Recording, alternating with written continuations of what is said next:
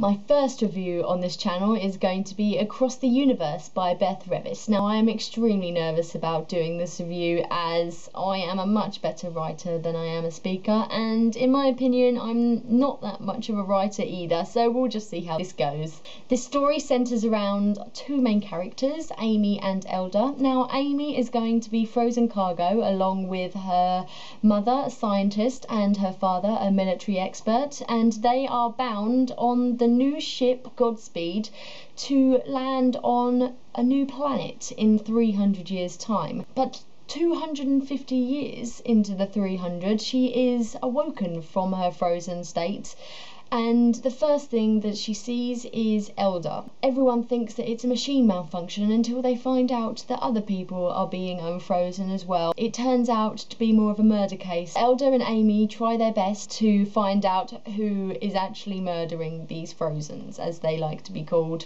But along the way we find out that Godspeed isn't all that it seems. There are a lot of lies lying underneath the surface that a lot of people on the ship don't seem to realise. The characters I found to be quite stereotypical. We have our hero, Elder, who is the second in line to be the leader of the ship, our heroine, Amy, our evil villain, Eldest, who is currently in charge of the ship, and our sidekick Harley, who is Elder's best friend. Now, I found this bunch of people to be really bland, lifeless, and I didn't feel emotionally attached to any of them. It was just bland, in my opinion. They didn't have any character development, none of them changed at all. Even the relationships between the characters didn't cause a reaction for me to feel for that relationship and believe in that relationship. In fact, a lot of the characters weren't even realistic or believable at all. I just didn't like them. I wanted to find out a little bit more about them and their past and what they're really like. I know Amy was put in a situation of she's in a new world and she's just getting used to it, but she was boring. I just didn't like reading about her, to be honest. Godspeed was ridiculously well described. I loved the settings of everywhere, and the way it was described made me feel as though I was actually there, and I felt as though I knew what every person on Godspeed was meant to do, or what every section of people was meant to do anyways. The descriptions of everything around it was amazingly complex,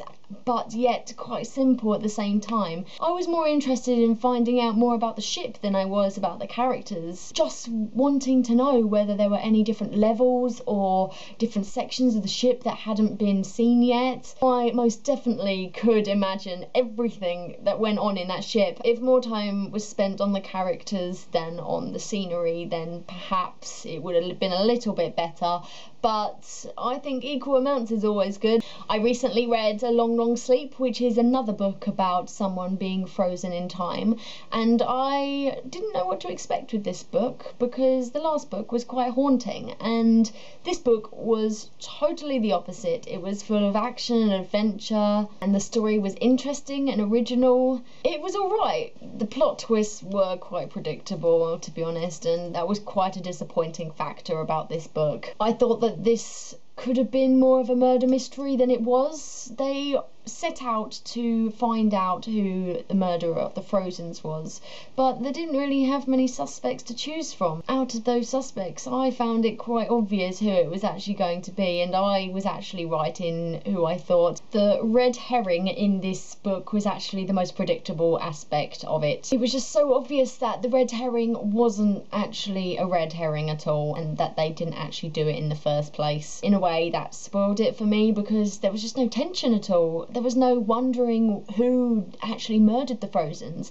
There was no suspense, or there just wasn't enough suspects to go through. There wasn't enough reasons why different people would want to kill. It was an interesting idea, and I can see where she wanted to go with this, but I just think it's a diamond in the rough, and there were a lot of loose ends that could have been tied up and just made it a lot better. The thing that made me love it though was the scenery and the fact that it's a fast-paced book. Action, action, action. Something new happens, and each time you're wondering, oh, is a new element going to come in? It doesn't, but it still keeps you reading on, and because of that, I'm going to give it a 3 stars because of the fact that it's not great, but it's not awful either. It's okay, basically. If you'd like to see a written review, I have put a link to my blog in the down bar, and I hope you enjoyed this video. Please leave a comment if you have any opinions on Across the Universe, and let me know what you think. Speak to you later.